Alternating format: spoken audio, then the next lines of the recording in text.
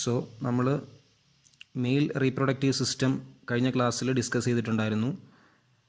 അതിനകത്ത് നമ്മൾ primary sex organ, അതുപോലെ റീപ്രൊഡക്റ്റീവ് സിസ്റ്റത്തിനകത്തുള്ള ഡക്റ്റുകൾ, എക്സ്റ്റേണൽ ജെനൈറ്റേലിയയുടെ സ്ട്രക്ചർ, ഇതുപോലുള്ള കാര്യങ്ങളായിരുന്നു ഡിസ്കസ് ചെയ്തിട്ടുള്ളത്. അപ്പോൾ നമ്മളിനി ഡിസ്കസ് ചെയ്യാനുള്ളത് ഫീമെയിൽ റീപ്രൊഡക്റ്റീവ് സിസ്റ്റമാണ്. ടോപ്പിക് വൈസ് നമ്മൾ നോക്കുകയാണെങ്കിൽ മെയിൽ റീപ്രൊഡക്റ്റീവ് സിസ്റ്റത്തിനകത്ത് നമ്മൾ പഠിച്ചിട്ടുള്ള ടോപ്പിക്കുകൾ തന്നെയാണ് ഫീമെയിൽ റീപ്രൊഡക്റ്റീവ് സിസ്റ്റത്തിനകത്തും ഡിസ്കസ് ചെയ്യാനുള്ളത്. അതായത് പ്രൈമറി സെക്സ് ഓർഗൻ ഇവിടെയുണ്ട്, അതുപോലെ തന്നെ ആക്സറി ഡക്റ്റുകളുണ്ട്, എക്സ്റ്റേണൽ ജെനൈറ്റേലിയ, ഈ സ്ട്രക്ചേഴ്സൊക്കെ ഫീമെയിൽ റീപ്രൊഡക്റ്റീവ് സിസ്റ്റത്തിനകത്തും ഉണ്ട്. പക്ഷേ ഇതിൻ്റെ സ്ട്രക്ചറൽ ഡിഫറൻസ്, അതുപോലെയുള്ള ഡക്റ്റിനകത്തുള്ള ഡിഫറൻസുകൾ, അതുപോലെ ജെനൈറ്റേലിയയുടെ സ്ട്രക്ചറൽ ഡിഫറൻസ്, അതിൻ്റെ ഫങ്ഷണൽ ഡിഫറൻസ്, അതുപോലെയുള്ള ഡിഫറൻസുകളാണ് മെയിലും ഫീമെയിലും തമ്മിൽ മെയിനായിട്ടുള്ള ഡിഫറൻസ് വരുന്നത്.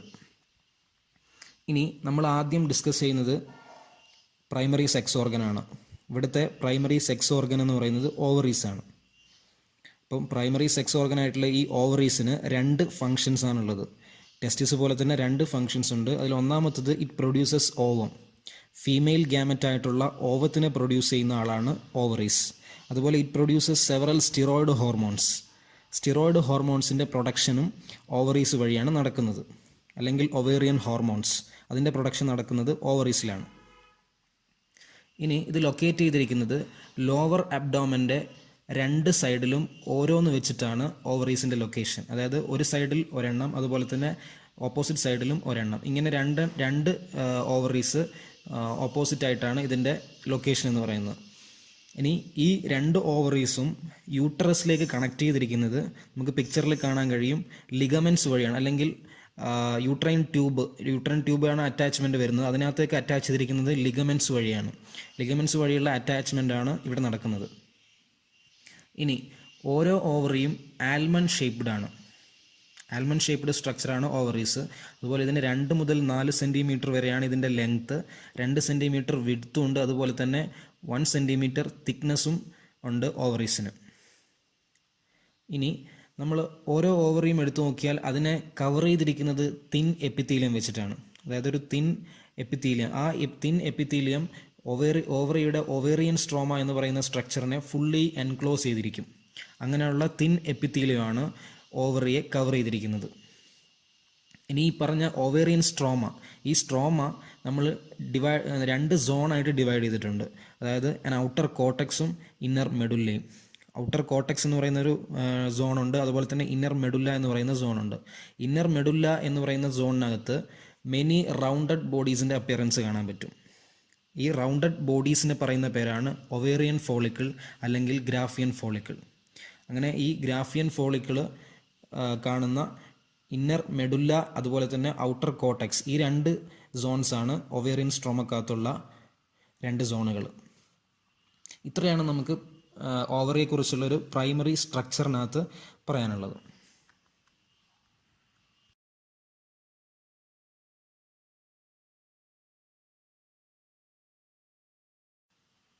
നെക്സ്റ്റ് നമ്മൾ ഡിസ്കസ് ചെയ്യുന്നത് ഇതിൻ്റെ ആക്സറി ഡക്റ്റുകളാണ്. ഫീമെയിൽ റീപ്രൊഡക്റ്റീവ് സിസ്റ്റത്തിനകത്തുള്ള ആക്സറി ഡക്റ്റുകൾ. മെയിനായിട്ട് 3 ആക്സറി ഡക്റ്റുകളാണ് ഫീമെയിൽ റീപ്രൊഡക്റ്റീവ് സിസ്റ്റത്തിനകത്തുള്ളത്. ഒന്നാണ് ഓവിഡക്റ്റ്, അഥവാ ഫെലോപ്പിയൻ ട്യൂബ്സ് എന്ന് പറയുന്ന ഓവിഡക്റ്റുകൾ. ഇതാണ് ഒന്നാമത്തെ ആക്സറി ഡക്റ്റ്. അതുപോലെ യൂട്രസ് എന്ന് പറയുന്ന ഗർഭപാത്രം എന്ന് പറയുന്ന യൂട്രസ്, അതുപോലെ വജൈന. ഈ 3 സ്ട്രക്ചേഴ്സാണ്, അല്ലെങ്കിൽ 3 ഡക്റ്റുകളാണ് ഫീമെയിൽ റീപ്രൊഡക്റ്റീവ് സിസ്റ്റത്തിനകത്തുള്ള ആക്സറി ഡക്റ്റുകൾ. അതിൽ ഒന്നാമത്താണ് ഓവിഡക്റ്റ്. ഓവിഡക്ട്സ് എന്ന് പറയുന്നത് ഇതൊരു മസ്കുലാർ ആയിട്ടുള്ള ട്യൂബാണ്. ഒരു 10 മുതൽ 12 സെൻറ്റിമീറ്റർ വരെ ലെങ്ത് വരുന്ന ഒരു മസ്കുലാർ ട്യൂബ്. ഇതിൻ്റെ ഫങ്ഷൻ എന്ന് പറയുന്നത്, അത് നമ്മൾ പറഞ്ഞു ഓവറിയിലാണ് ഓവം പ്രൊഡ്യൂസ് ആവുന്നത്.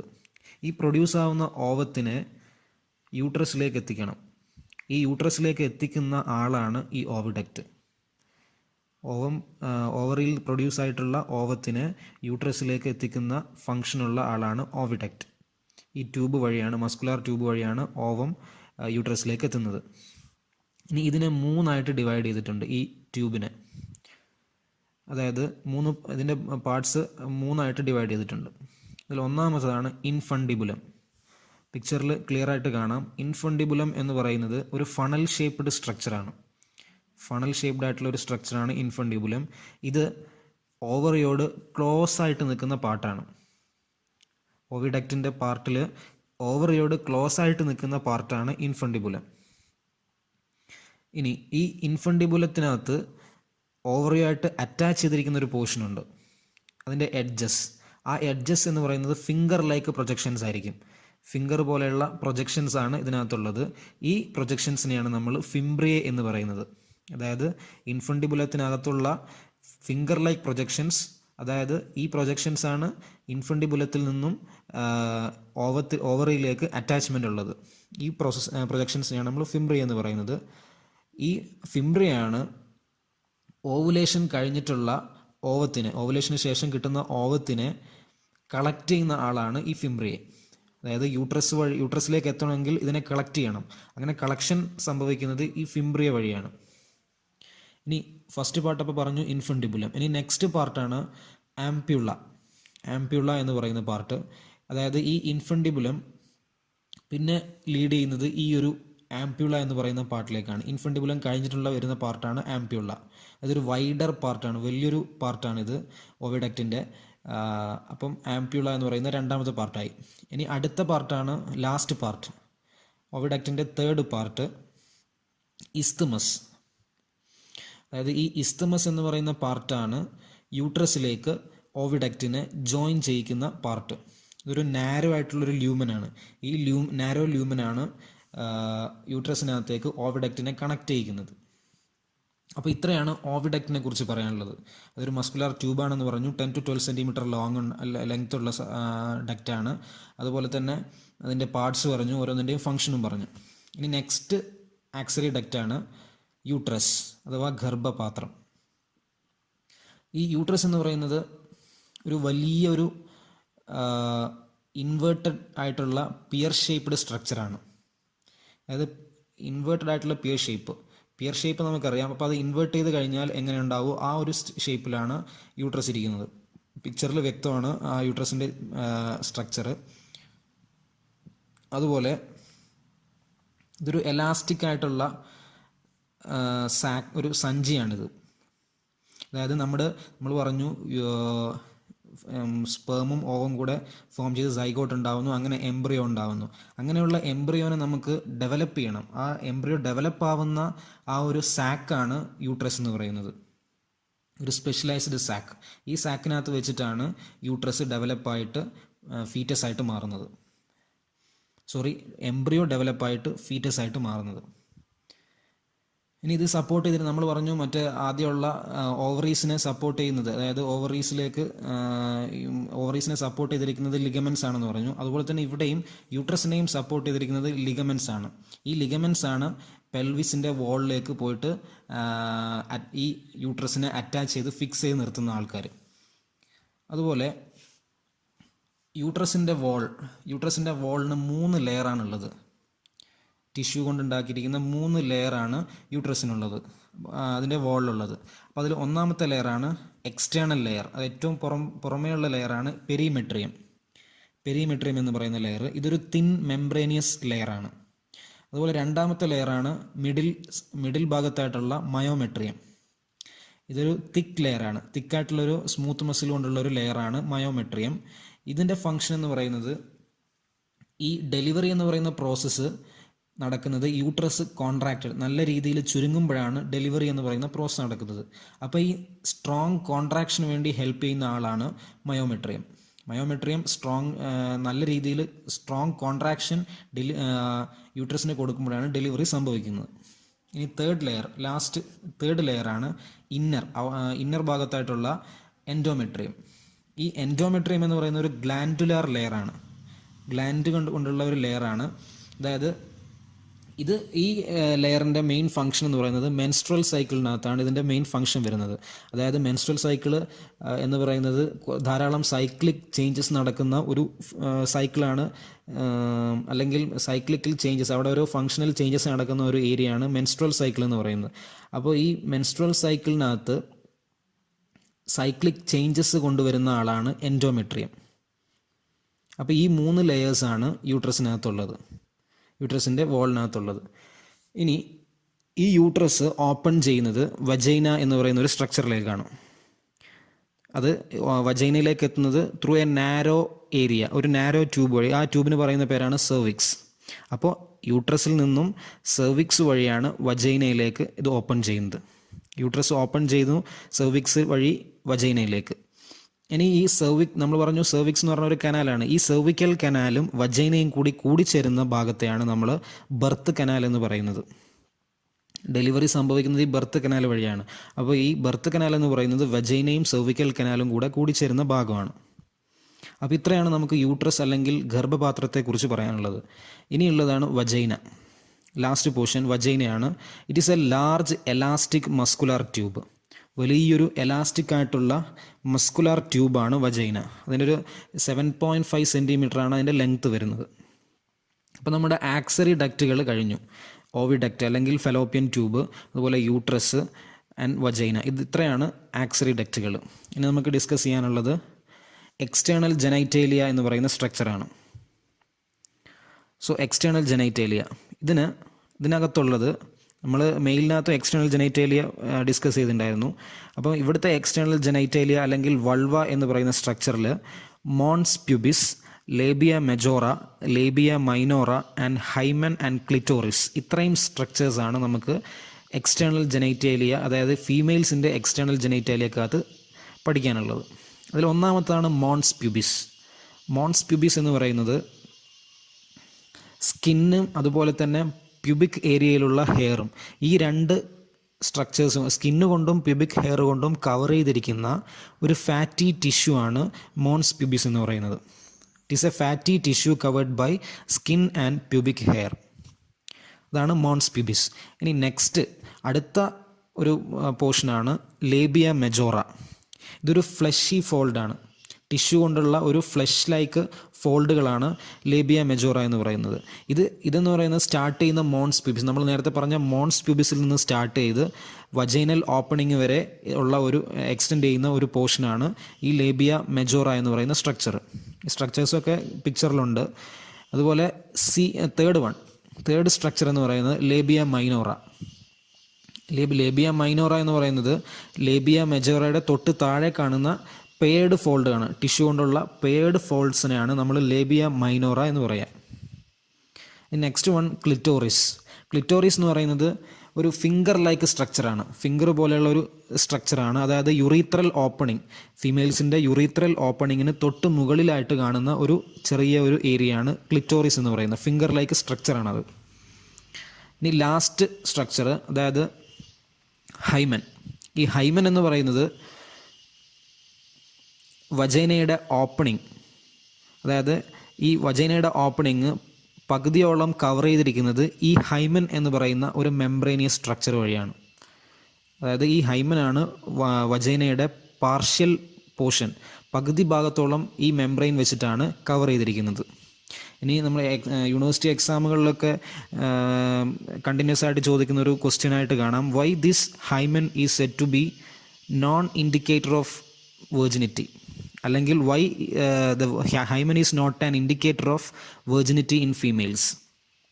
അപ്പോൾ ഹൈമൻ പൊതുവെ ഫീമെയിൽസിനകത്തുള്ള വെർജിനിറ്റിയുടെ ഇൻഡിക്കേറ്റർ ആണെന്ന് പറയുമായിരുന്നു. കാരണം ഹൈമൻ എന്ന് പറയുന്നത് ഫസ്റ്റ് ഇൻ്റർകോഴ്സിൻ്റെ സമയത്താണ് ഇത് ടോൺ ആവുന്നത്.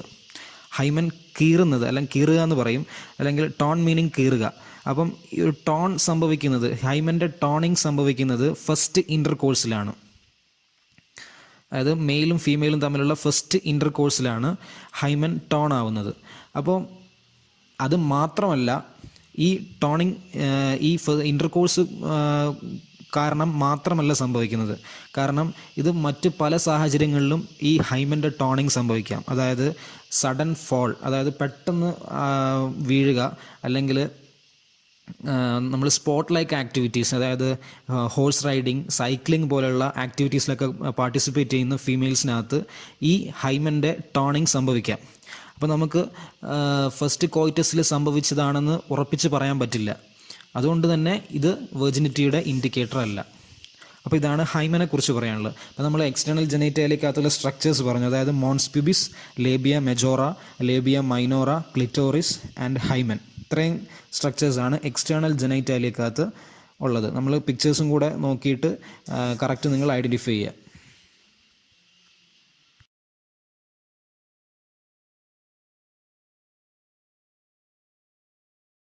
അപ്പോൾ ഇനി ഫീമെയിൽ റീപ്രൊഡക്റ്റീവ് സിസ്റ്റത്തിനകത്തുള്ള ലാസ്റ്റ് ഏരിയയാണ് മാമറി ഗ്ലാൻഡ്. ഇതെന്ന് പറയുന്നത് യൂഷ്വലി ഇത് റീപ്രൊഡക്റ്റീവ് സിസ്റ്റത്തിനകത്ത് വരുന്നതല്ല, പക്ഷേ ചൈൽഡ് കെയറുമായിട്ട് ബന്ധപ്പെട്ട് വരുന്ന ഒരു പോർഷനാണ് മാമറി ഗ്ലാൻഡ് എന്ന് പറയുന്നത്.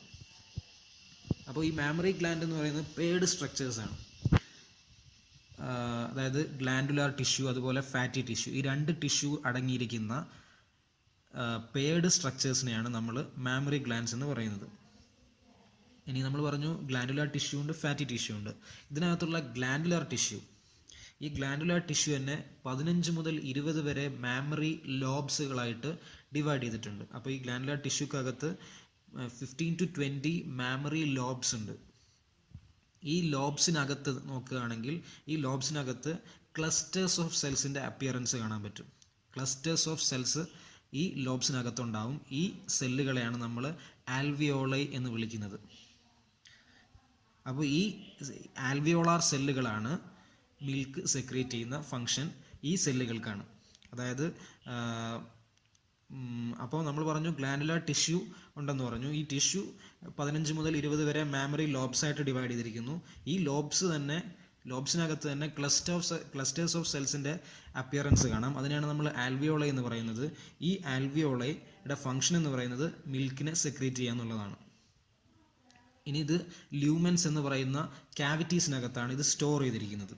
ഈ മിൽക്ക് സ്റ്റോർ ചെയ്തിരിക്കുന്ന ഏരിയ എന്ന് പറയുന്നത് ല്യൂമെൻസ് എന്ന് പറയും.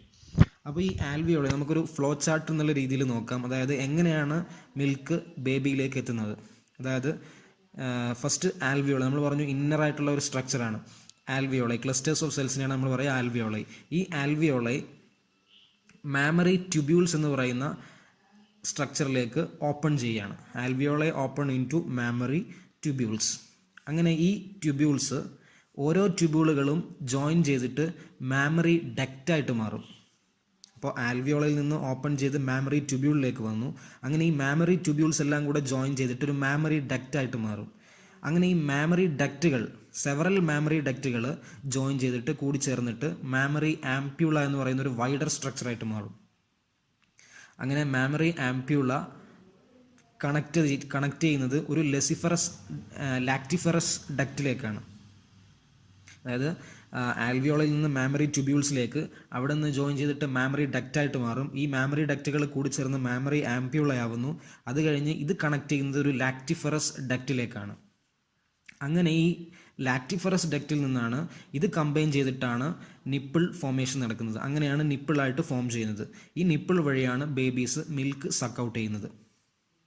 അപ്പോൾ ഇത്രയാണ് ഇതിൻ്റെ മിൽക്കിൻ്റെ ഒരു ട്രാൻസ്ഫോർമേഷൻ, അല്ലെങ്കിൽ മാമറി ഗ്ലാൻഡിനകത്ത് നടക്കുന്ന മിൽക്കിൻ്റെ ഒരു ഫോമേഷൻ എന്ന് പറയുന്നത് ഈ രീതിയിലാണ്. അപ്പോൾ നമ്മുടെ ഫീമെയിൽ റീപ്രൊഡക്റ്റീവ് സിസ്റ്റത്തിനകത്തുള്ള പോർഷൻസ് ഏകദേശം തീർന്നിട്ടുണ്ട്.